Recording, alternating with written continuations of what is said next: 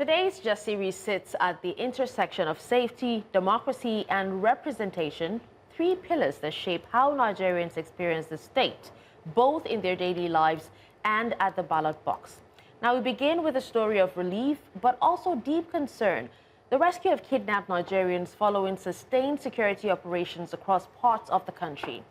While families reunite with loved ones, these rescues once again raise uncomfortable questions about the scale of kidnapping, the reach of criminal networks, and why so many Nigerians continue to live under the constant threat of abduction. Now, from physical security, we turn to political security. Nigeria's electoral framework has just shifted with the signing of the amended Electoral Act into law by Bola Tinubu. Supporters say it brings clarity ahead of the 2027 elections, and critics warn that it weakens transparency and ignores public concerns. The debate is no longer theoretical. This law will shape how Nigerians vote and how those votes are counted. And then there is the question of who gets to be represented at all. As the Electoral Act moves forward, the proposed Special Seats for Women bill remains stalled, reigniting debates about Nigeria's poor record on women's political inclusion and what the country continues to lose by keeping half its population on the margins of power. These are the conversations shaping Nigeria right now, and we begin with them. But first up on the agenda, several states have found themselves facing increased security threats. One of these states is Kogi, which straddles the north-central corridor and serves as a gateway between the north and the south. So in recent months, the state has experienced a troubling rise in kidnappings, in banditry, and armed attacks along major highways and forested communities. Residents, communities, and local farmers have reported growing fear, with criminal groups exploiting the dense forests and porous borders that connect Kogi to neighboring states across the Middle Belt and the Northwest. But there was a light in the midst of this darkness, an intelligence-led operation that dismantled more than 7 bandit camps, leading to the rescue of abducted victims. News Central's Mana Bala has the details. The visit followed a coordinated security operation across forested areas of Kogi Central, involving the Nigerian Army, Police, Department of State Services, and all the agencies working with the Office of the National Security Advisor. Security operatives displayed 2,500 rounds of machine gun ammunition, high-velocity grenades, charms, and mobile phones recovered during the operation. At least 7 camps were dismantled, with both air and ground assets deployed. We have been able to dismantle them, we have been able to rid them out of their various camps that they believe nobody can access. And truly, we don't think of themselves, but these men took it upon themselves with courage. Here in Kogi State, we are not going to negotiate with any criminals. We are not going to negotiate with any criminals. We will continue to fight them. Authorities confirmed that 16 kidnapped victims were rescued during the offensive. Some of them narrated their ordeal in captivity. All of us na the same day, they carry us. 9 they draw me for hand, like I don't tire.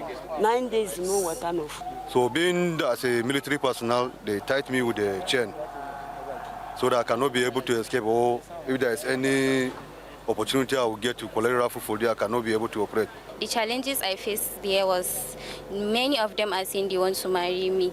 They will marry me. There is one guy that even say he will follow me to my states and he wants to study there. By the flags of God, we unite you with your families. And like my sister that is not feeling well, we take care of you. The governor also visited a temporary facility housing rescued victims and residents relocated from affected communities, explaining that the relocation was necessary to cut off logistical support for criminals hiding in the forests. Not to endure. Yes, we are not happy about it, but we have no option. That is the last option available to us. If actually we have to provide security for our people. Security agencies say the offensive is ongoing, vowing sustained pressure until all criminal enclaves in Kogi's forests are dismantled and communities restored to safety. In Kogi for News Central, Moino Balagbogo. So some cheering news, 16 kidnapped victims rescued, but the conversations continue because there are still, I don't know, we'll say dozens, let's use that, dozens of kidnapped victims, not just in Kogi. If we say Kogi, dozens. If we say around the country, probably hundreds and maybe in the low thousands who may still be in the hands of bandits, kidnappers, and terrorists. It was the audacity for me for one of the bandits to tell the young lady that I'm going to marry you, that I even want to follow you to your state. So they have freedom to move around. That's what we're seeing. It's crazy, but you know, we're seeing the same thing over and over again. Yes, they were rescued, thank God for that. But then, where is the accountability? What happened? Was there exchange of fire? You know, were people arrested? Were people were the terrorists killed? Was ransom paid? Those are the questions that we always ask every time people get rescued. We don't do accountability. We never have done accountability. Try and let's go down memory lane. History. When has there ever been accountability, Tolu? Dashen, when has there ever been accountability, even for the smallest of things? Yeah. We hear in the West, in civilized climes, where people step down and resign and say, you know, I don't want to be, if I'm under the spotlight, I want to step back and step away from my office. It doesn't happen here. And something that is not a part of it, we are not used to it. We can't start to learn how to use our fork with our left hand in old age. We can't do that. So and what do we do? I'm afraid that it is something we'll just have to, as usual, what we usually do here, we adapt and adjust. I don't think there will be any accountability moving forward now, in the future, and in the past. I don't think so. As sad as it is, someone say, oh, why are you the harbinger of such dreary news? But that is the truth. I don't think that there will be, there has to be, for there to be accountability, let me try and look at it positively. For there to be accountability, there has to be a coming together of citizens, like-mindedness. But that is difficult. If in Africa, we cannot even just unite like this in Africa. There are 52 of us in Africa in terms of countries. In Africa, we can't even come together. 52, 55, in the 50s. We cannot come together, you know, and speak with one voice as Africans. Then what are we talking about? Nigeria. And it's not only Nigeria. If we take a look at what's happening in other countries, Côte d'Ivoire, Equatorial Guinea, Guinea-Bissau itself. Do you understand? Even the Gambia, it is an African thing. And I don't know why, I don't know how we've just accepted. You know, without the U.S., you know, we depend on either Russia or China. When do we learn to stand on our own? And that dependence that you're talking about is so interesting to me, because the amount of money that leaves this continent in terms of illegal financial flows, there's a term for it, is so much more than the aid. Yeah. Any form of aid, it's more than the aid, it's more than the, what's the other one, the remittances that come in. So we're not the ones who are dependent on them. They're actually dependent on us. Yeah. What we need are leaders that know how to cut off that pipeline and strengthen our own resolve. When we look at this, I understand what you're saying, Catherine, but maybe there's a light in the tunnel, because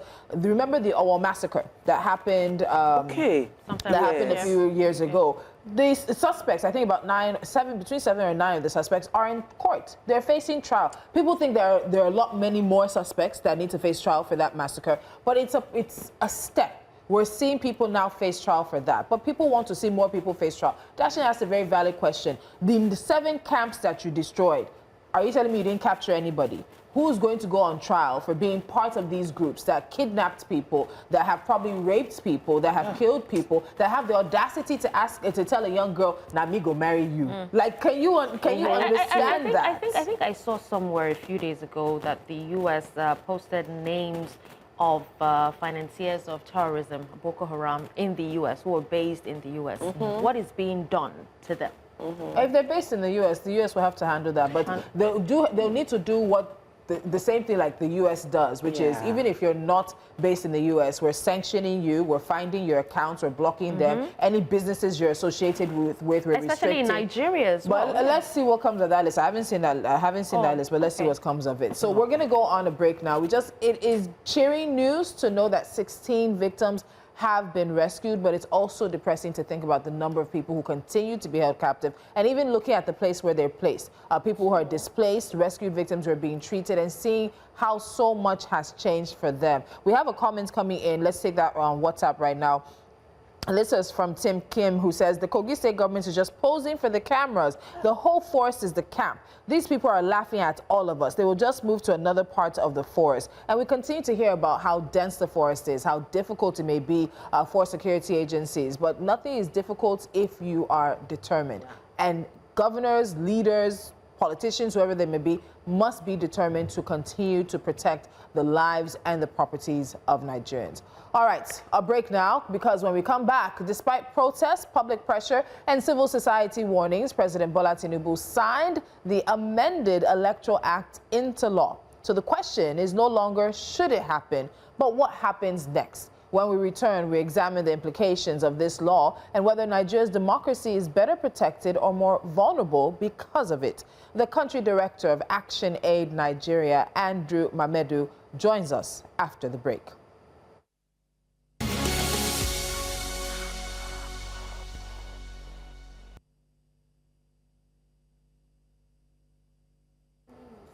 So somebody has just said good morning. Good morning, sir.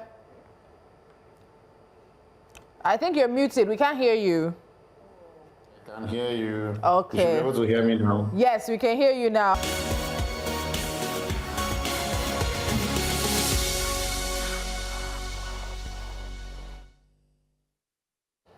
Welcome back to the show. Now, Nigeria's electoral landscape has entered a critical new phase. Just days after intense public protests, civil society pressure, and heated debates within and outside the National Assembly, President Bola Tinubu signed the amended Electoral Act 2026 into law on Wednesday. The signing comes at a pivotal moment, with the 2027 general elections drawing closer and public trust in the electoral process still deeply fragile. While the government says the amendments provide clarity and legal certainty ahead of the next polls, critics argue that key provisions weaken transparency, dilute hard-won reforms, and ignore the voices of Nigerians who took to the streets demanding stronger safeguards, particularly around electronic transmission of results and accountability. At the same time, another contentious reform remains unresolved: the proposed Special Seats for Women bill, a measure many believe could finally address Nigeria's chronic underrepresentation of women in politics. To help us unpack these issues, we're joined by Andrew Mamedu. He is the country director of ActionAid Nigeria, an organization that has been vocal about electoral reforms, civic participation, and the need for a more inclusive democracy. Andrew, it's good to see you again. Thank you so much for joining us. Thank you for having me. Thank you. Yeah. All right, Andrew, let's have your thoughts. President Tinubu has signed the amended Electoral Act into law shortly after the 2027 election timetable was released. Now, what do you think this moment represents for Nigeria's democratic process? Yeah, thank you very much. It is a mixed reaction. Of course, we've seen the reactions across the country.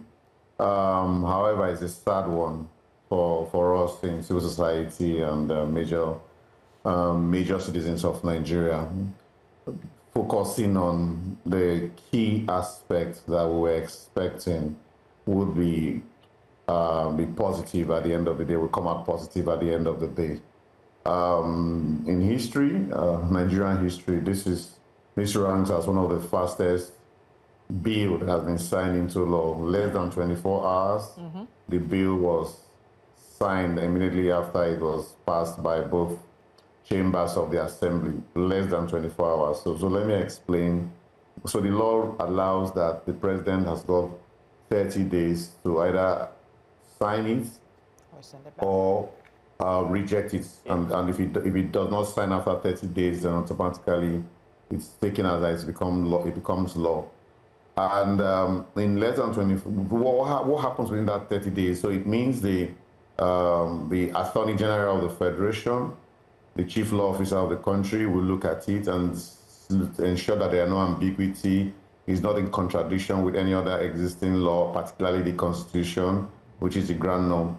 Then the Minister of Finance would also look at it and say, oh, what are the financial implications? How do we fund this? Are we able to sustain this? So INEC, in the past, INEC gets a copy, they take a look at it and tell the president that, oh, this is possible, this is not possible, this is in line with what we are able to administer or not able to administer. So all of those is supposed to happen within the 30 days.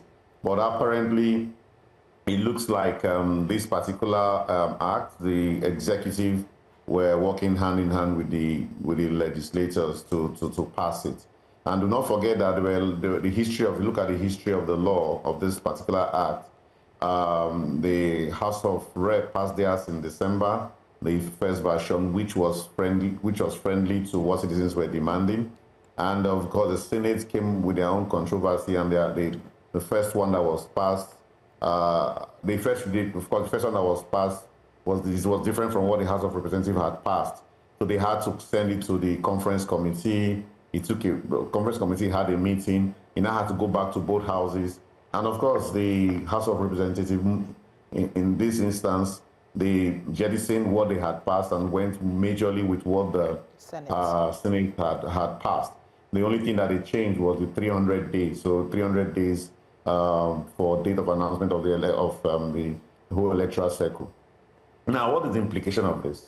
It means that for us, the key thing here, there are good things about the law. So one of the good things I picked out is that you can now go to INEC website and print out your PVC. So you don't have to go and queue, your PVC is missing. So you can go to INEC website and print it, and you can use it to go to your polling unit and be identified, basically. So that's one of the good things. So there are a couple of good things there. So it's now an act. It's not something you can say you will not advise. However, as citizens, we still say we reject some aspects of the act. So particularly the one that has got to do with real-time electronic transmission of compulsory real-time electronic transmission of results. So on that particular act, there's nothing wrong for us to amend it again. So even if it's an act, as civil society, immediately we are rejecting it and we are saying, let's start the process of amendment. Let's not delay the other processes so the 300 days can kick in, every other aspect of the law. So we have to prepare for the next election. Yes, we can prepare for the election. But in preparing for the election, let us make sure that the issue of accountability, the issue of citizens' voice, counts and matters at the end of the day. So our first reaction as civil society is to say we reject it, reject that aspect, not everything, of course, we reject that aspect. And the way to respond to this, we are aware that some people want to go to court, some people are already going to court to challenge some aspects of it. But for us, we are looking at an amendment, and we expect that either the president will listen to the voice of the people this time around and send a bill to the House for that amendment, or a member of parliament, that at the Senate or Federal House of Representatives, will send up a bill, and it will be dealt with expeditiously. So, like the way we passed the National Anthem bill in 48 hours, we expect that would happen in this instance. All right. You touched on some things that are questions inside this next question I'm about to ask you, sir. So this new law allows for a hybrid approach, both electronic transmission and manual backup where networks fail. So this issue has been at the center of protests that started in front of the National Assembly last week in Abuja. In practical terms, how might this affect transparency and confidence in, election outcomes? Okay, so let's go back in history, way before we introduced technology to our election. So then people go to vote. We in this country, we saw a situation where votes were still going on and results were announced. I mean, votes were still going on across the country and results were announced years ago, way before the last two dispensations of INEC, the leadership of INEC. So we saw several things happen. Then, of course, we introduced the issue of card reader, and we introduced the issue of beavers. And we have moved. Before the last election, we had the issue of, we introduced card reader, and then we had incidents for.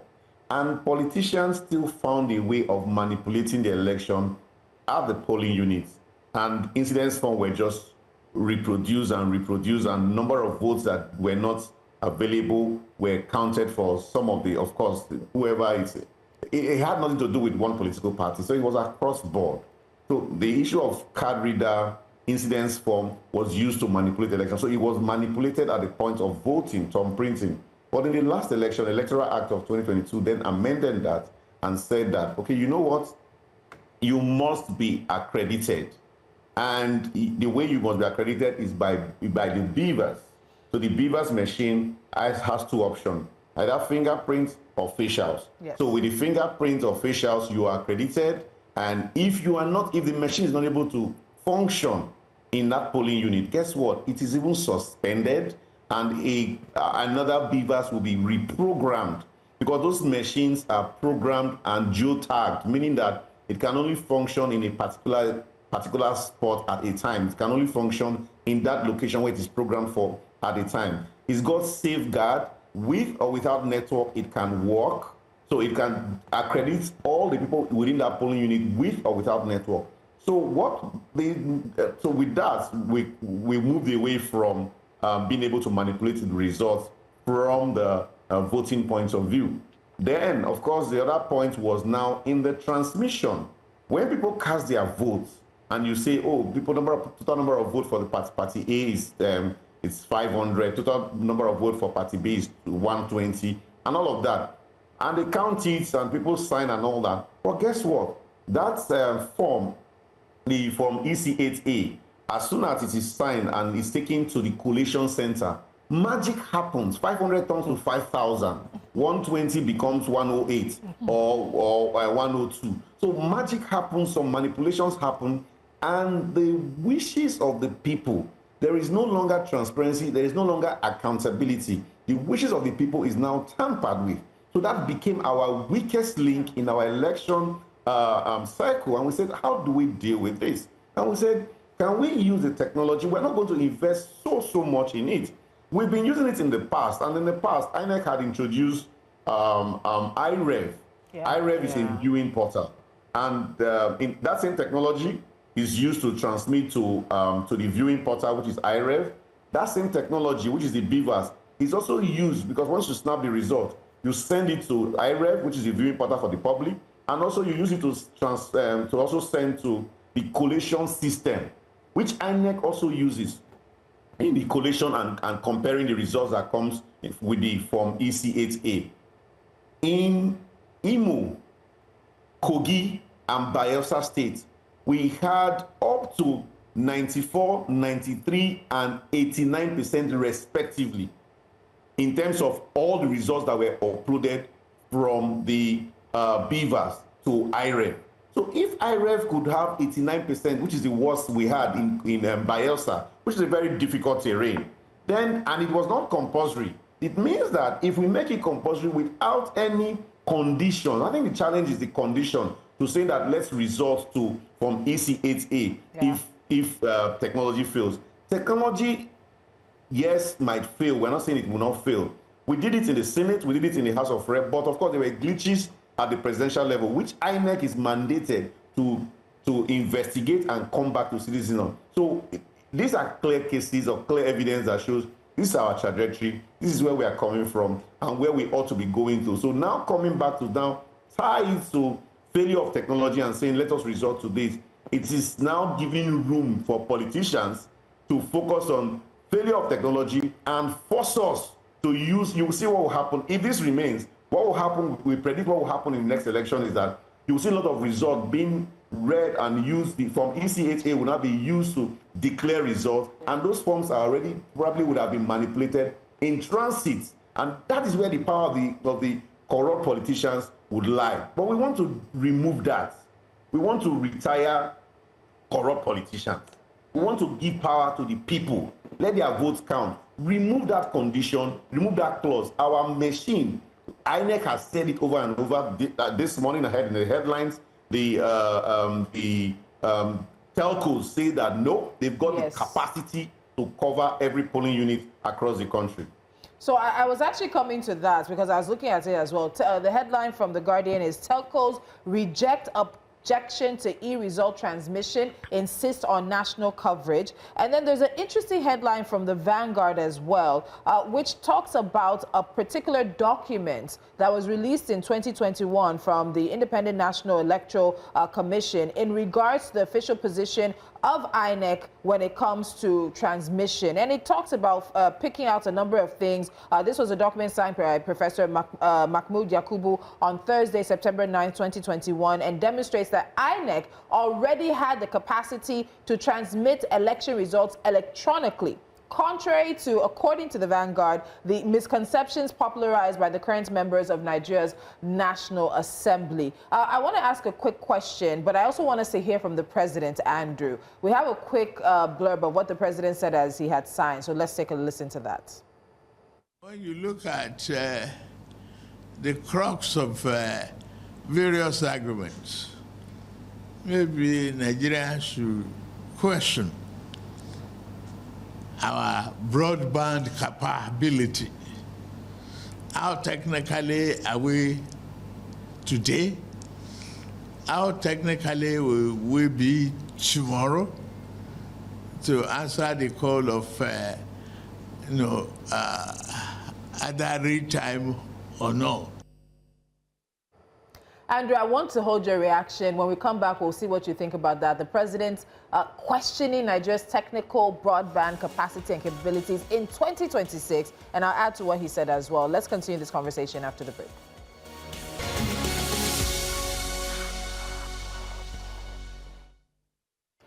So we just heard a bit from President Bola Tinubu in regards to the signing of the amended Electoral Act 2026. And our guest today is the Country Director of ActionAid Nigeria, Andrew Mamedu. Andrew, so the President, I guess he put questions into Nigeria's broadband capabilities. And I read the headlines from The Guardian regarding how the telcos have responded. But the president also said something. Let me say here. Defending his decision to sign the amendment, the president said the credibility of elections depends more on proper management and human oversight than on real-time electronic transmission of results. So, Andrew, I'd like you to respond to what the president has said in terms of where we find ourselves now ahead of the 2027 elections and how so many Nigerians doubt the transparency and the credibility of elections in Nigeria, cycle after cycle. And let's not forget that Nigeria has some of the most expensive elections anywhere around the world,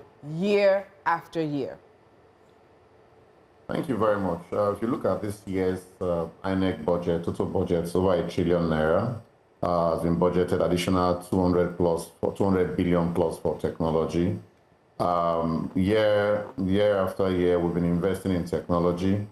And the last time we had this debate in Parliament, that was during the last 2022 amendments of the Act.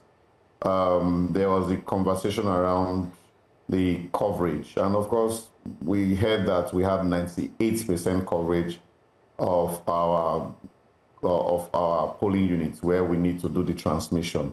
So as at then, it was 2% that was remaining. So of course, the telcos have come to say no. As at date, we now have all of this place covered. So if the private companies are saying that we've got the capability, then of course the president's speech or comment around it saying that our broadband capabilities will not be able to carry, I don't think that's true.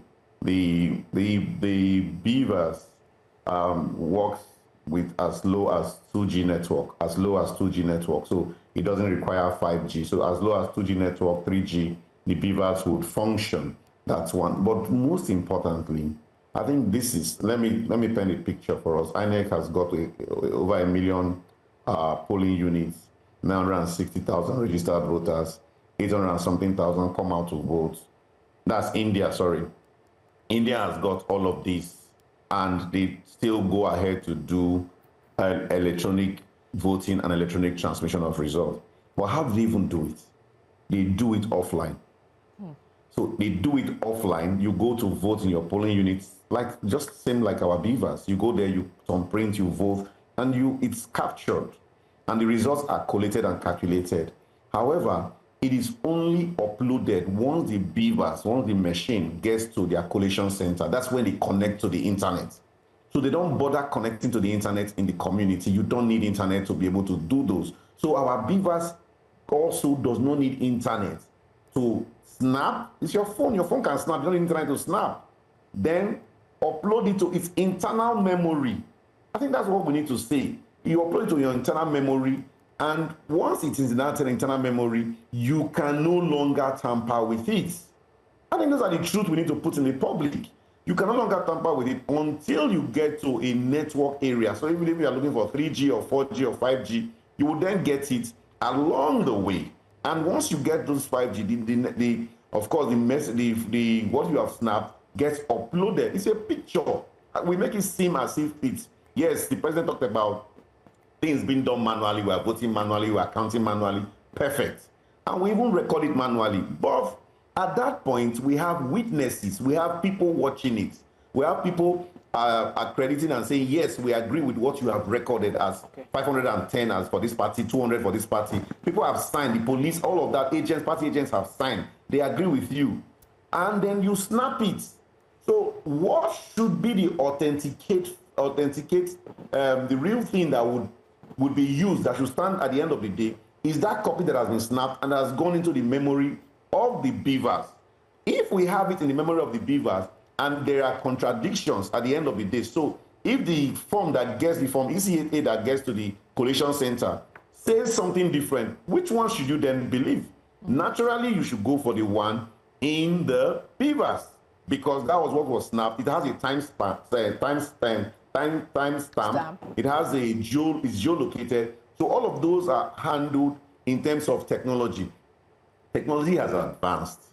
Our senators are saying, some of them are saying they don't have networks, and some of them were governors for 8 years, were not able to put network in those locations. But it's not about having network. So whether network or no network, our beavers have got the capability to deliver real-time electronic transmission of our result. And that is what we're asking.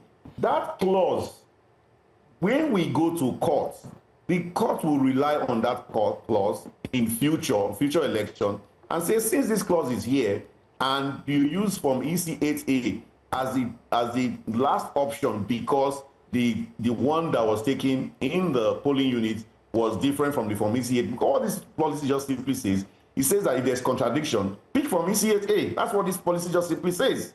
And that's our worry. It's even worse than where we are coming from. Yeah. We are taking one step forward and then 3, 4, 5 steps backward.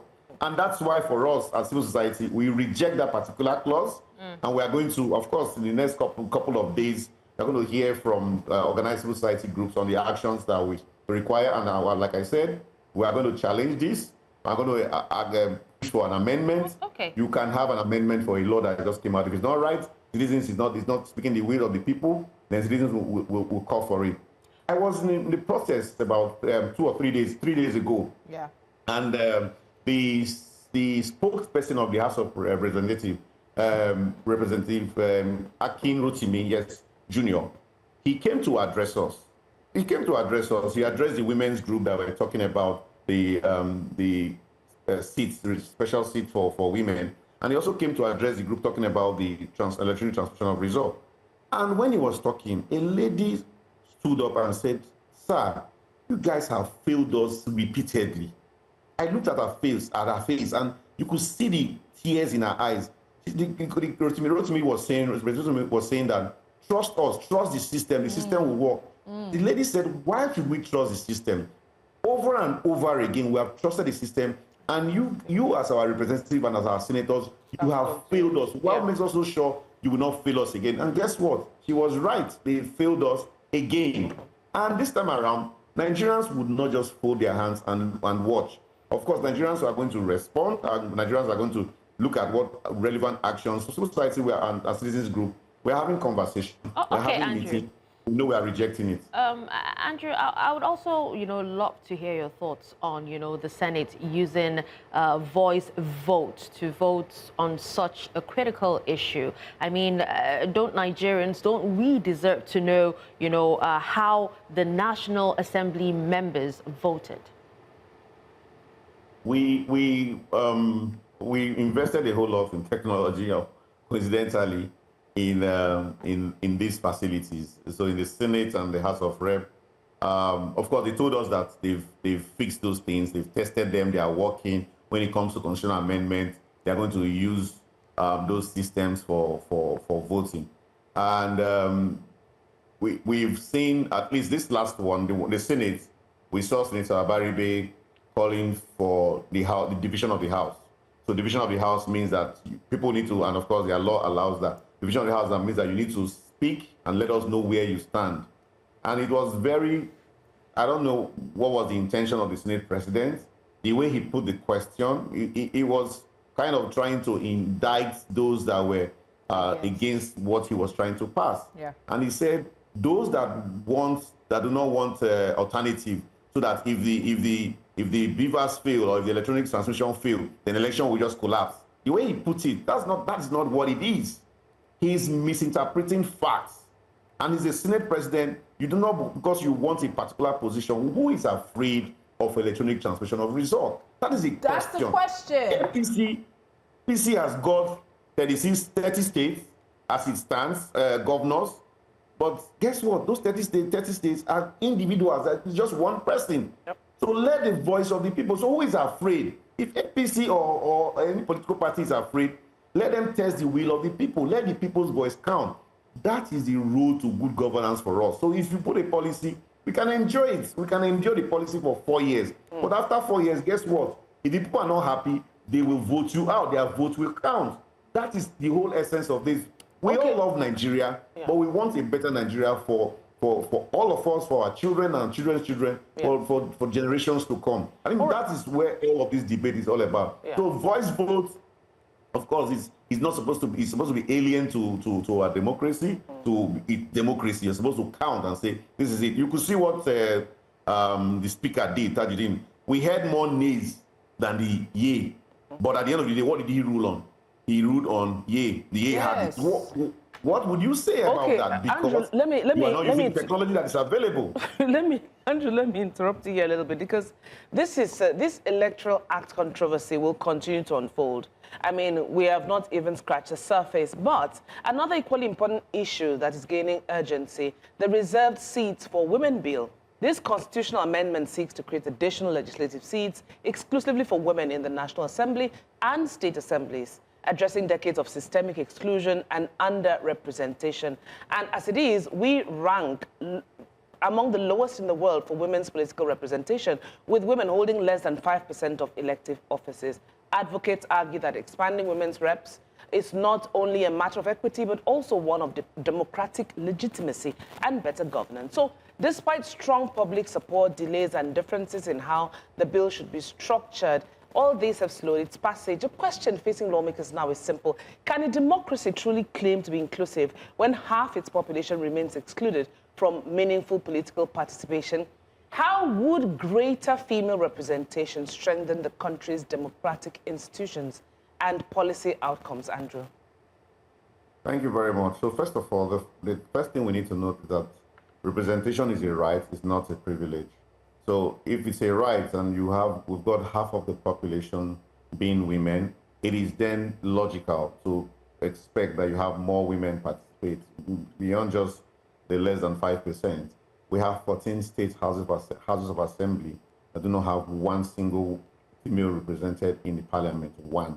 So 14 states out of 36 states, that is very, very abysmal.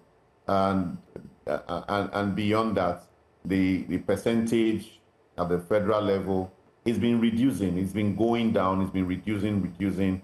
And if we continue at this pace, we'll get to a point where we'll have no other woman. Have we experienced such challenges in the past in other parts of the world? Yes. We need to look at the history. Where is it coming from? We are a very, very heavy patriarchal society. Yeah. We come from a society where our belief, our traditions, our practices holds men as dominant and leaders, and they're in charge. So if you look at every aspect, that's where we are coming from. I'll give you an example. We had Mary Slessor coming to Nigeria to deal with the issue of killing of twins. Then people strongly believed it. Maybe if I was there, then I would have believed it that twins, triplets are taboos and all that. I probably preach it and, oh, they should kill them. Wow, this is abnormal. Why would you have two children? You are only one. Why would you have two? This is abnormal. But legislature came and of course abolished it. But even at that, in FCT, we still have places where they kill children of multiple births. In FCT, we still have it up to date. But things have changed since then. You have lots of people celebrating twins, triplets, quadruplets, and all of that because transition has happened. So we're saying that we need to transit. We need to move away from this old order, these old ways of doing things that we think that it's the men's world, everything has got to revolve around the men. And we can do it gradually. It's not a fight, it's not a struggle, but it's an issue of rights. It's like in a relay, you want to run, and as an athlete, and when they say get ready, go, you bring out a gun and you shoot one of your legs. It's like running on one leg. Mm-hmm. So if you have got two legs, why don't you balance on two legs? Yeah. Women and men think differently. They approach things differently based on the issue. There are perspectives that women would bring to a conversation, a particular conversation, that in thousands or hundreds of years, I probably would not imagine, I would not think of as a man. So there are perspectives that men would bring to the conversation that the woman probably would not think about. So we want a balanced conversation. We want that conversation. And we're not saying that, oh, people say, oh, are you asking for equality? No, it's not about equality. It's about fair representation. And I've said that participation is a right. So being a right, it's something that we have to then take deliberate steps. That's why we're saying, can we have these reserved seats as addition? I need to stress that. So it doesn't turn out to something else. We then say, oh, but you now have your women's seats. Go and fight for your women's seat. Leave this general one for the men. This one is for the men. No. What we have now, because of course the Senate, for instance, from all the conversations, the negotiations we have had, the agreement is like, oh, we can only afford only 6 seats. One seat per geopolitical zone. So 6 additional seats will be for women. It's better than where we are coming from. Imagine if we had 6 plus what we have now, 4, that would be 10. So it's better than where we are coming from. And it will gradually get us to where we want to get to. It's a good thing if we have every aspect. We have young people, persons with disability, women, everyone participating in democracy. And of course, we'll see better results. It's about development. It's not just the fun of it. It's going to lead to increase or improve development of our country. All right, Andrew, we have to take a quick break.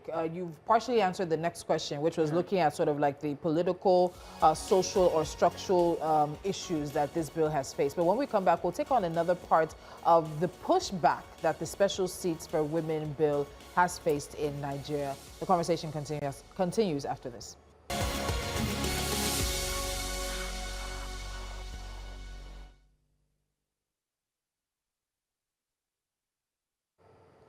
Thank you so much for staying with us, and we are quickly wrapping things up. But before that, a quick comment that came in on our WhatsApp. Augustine says, on this electoral reform, we all know that the truth, that corruption is our problem and corrupt leaders are the ones in charge and they are not ready to leave. Just imagine turning Nigeria to one-party system so that there'll be no challenges. The only option is redeeming our country by force because they will not listen to our voices. And I was listening to Breakfast Central this morning, and many are calling out the fact that politicians, politics, and the way things are going are pushing Nigerians to the very edge. But we're still here as we continue this conversation. Andrew, this bill, we were talking about the special seats for women or the reserved seats for women bill in the National Assembly. It's faced a lot of pushback, not just from political stakeholders, but also from Nigerians who say they support equality, but they're uneasy about the approach. Now, for some critics, the concern is philosophical. They argue that democracy should be about open competition, not reserved spaces, and that leadership should be earned at the ballot, not allocated by constitutional design. And then others worry that this special seats may unintentionally brand women as second-class legislators, elected not because they won a contest, but because a seat was set aside for them. How do you respond to people on these particular issues around this bill? Okay, thank you. So in the world over, you have lots of imbalances globally on several issues. So right now we have laws mandating organizations to make their properties inclusive. So why? So it means that if I have an organization, I should be able to have a ramp. So somebody with wheelchair will be able to have access. If you go to a public building, you see some reserved car parks for persons with disability. Now, this is all about inclusion. So they have special needs, so you're able to respond to them. And there is the difference between equity and equality. Yes. So if you want to talk about fairness, so issues of social protection would not arise. There are those that are down in the ladder, for instance, when it comes to standard of living. And those people that are down in the ladder, you have to then find a way for them to survive. So you have to find a way of giving them food, giving them education, healthcare, those kind of social services, because they are down there. Dangote would not appreciate you giving him. He does not need it in millions of years to come. He would never need it. But there are people that are down there in my community, your community, that will require those kind of support and services. And equity sometimes leads to equality if you keep at it. And some people will just grow out of it. If you keep supporting them, they start their own businesses. Then at some point they will not require it again. They are on their feet. And guess what? Even those people will then support others. I think it's around that principle that this is also coming from. It's a case of we are in a place where if you allow free and fair election, because of the past, the difference we've had in the past, which is huge, you require huge resources, you require huge cultural change, you require huge mindset. And we're saying that, can we just start with creating some special seats for women? It's not even free. They will also be competing for it. So it's not like you are picking them, you then appoint them. No. So they are still going to contest for it. It does not still stop them from contesting from. So in doing that, we are hoping that over the years, you will then see them get better in politics, learn it better, do better, and it will contribute to improvements in our democracy. Then after a while, we can decide to say, you know what, we're removing it. Let me ask you a question. Why do we have cutoff of different cutoff marks for JAM, for external exams across the country? Because we recognize that some groups are disadvantaged. And to deal with that, the only challenge is, are we continuously improving? So we can say, oh, next time around, let's do 6. Next time, let's do 12. Well, when we get to 12 or we get to maybe 36, we then say, okay, you know what? We'll now start reducing it and start coming down. And then let it be fair, because then people would have grown their muscles, they would have been stronger, they would have been better. That's the logical explanation of why we are doing this and why it's important. It's been done in several countries. Rwanda is an example, and they are doing very well in terms of women representation. So currently they are doing very well. Their female politicians can stand toe to toe in terms of competing. So you can now talk about equality at that point in time. So for now, it's a case of we have a disadvantage. How do we deal with it? And this is our response plan to deal with it. Okay. All right. Well, thank you so much, Andrew. Sadly, this is where we wrap up this conversation for today. But thank you so much for joining us and helping us unpack what these legislative battles mean for Nigeria's future. Thanks for having me. And I know we'll see you again soon, because the battle is not over. No, it's not. Thank you. All right, Dashin. Well, today's conversations makes clear that democracy is not something to be taken for granted. It must be defended, deepened, and made genuinely inclusive. Now, whether it is ensuring credible elections through robust reforms or making space for women at decision-making tables, Nigeria's democratic journey depends on the actions taken today. With the 2027 elections on the horizon, the time for strategic citizen-centered reforms is now. This is Jasiri. We'll see you tomorrow for Hot Topics Friday. It's Friday already. Yeah, I know. So this month, we're doing relationships. We have another special couple joining us tomorrow. I'm so excited. I love love. I'm not like these ones here on the table. She doesn't love We'll see you tomorrow. Bye-bye.